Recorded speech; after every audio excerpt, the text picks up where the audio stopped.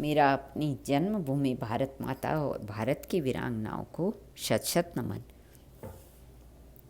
मध्य भारत का छोटा सा राज्य और दिल्लीश्वर की विशाल वाहिनी दक्षिण भारत पर आक्रमण करने जाते समय बादशाह अलाउद्दीन खिलजी ने सेनापति ने इस राज्य पर आधिपत्य कर लेना समुचित समझा।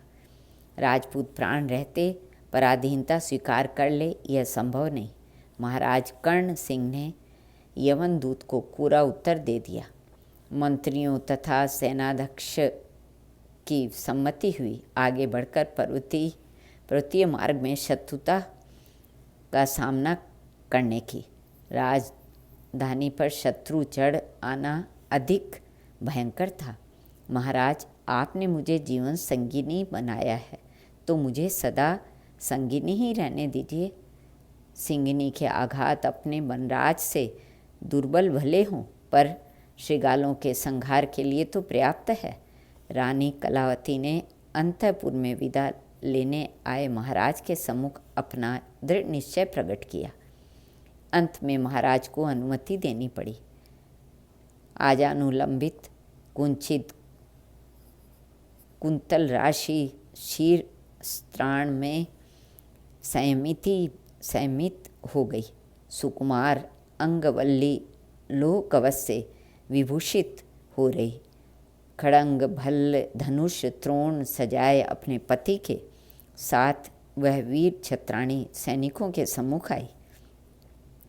थोड़े से राजपूत सैनिक और विशाल यवन सैन्य, किंतु यहाँ स्वाधीनता के लिए मृत्यु को वरण करने का उत्साह था और उधर वेतन भोगी विलासी थे।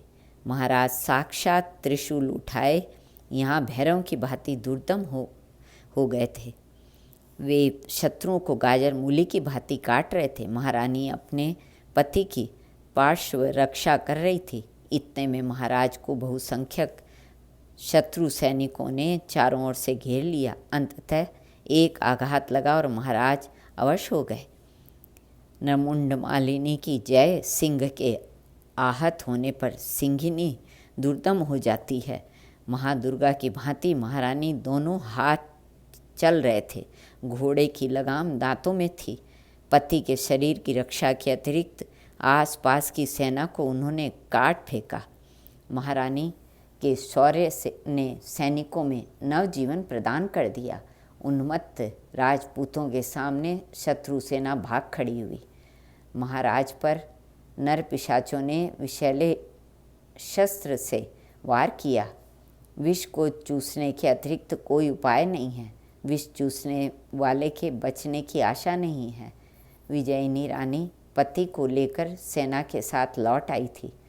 महाराज के आहत स्थान की परीक्षा करके राजवैद्य ने अपनी सम्मति दे दी।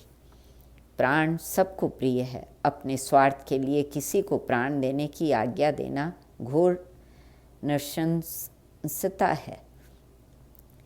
यह दासी भला अपने आराध्य के कब काम आएगी? महाराज जानकर ऐसा नहीं करने देंगे। दूसरे भी बाधा डालेंगे। रानी कलावती ने मन ही मन निश्चय किया। महाराज के आहत स्थलों पर शीतल लेप हुआ। वैद्य तथा उपचारक विदा कर दिए गए। महाराज को निद्रा आ गई। धीरे से महारानी ने पट्टी खोली और मुख लगा दिया। घाव चूसना भला क्यों आने लगा उन्हें। तीव्रतम विष चूसकर फेंकना उन्हें ज्ञात नहीं था। उस मारक विष को किसी प्रकार चूस तो डाला उन्होंने, किंतु तुरंत ही उनका शरीर नीला पड़ गया। प्राण उसी क्षण विदा हो गए। महाराज की जलन शांत हो गई।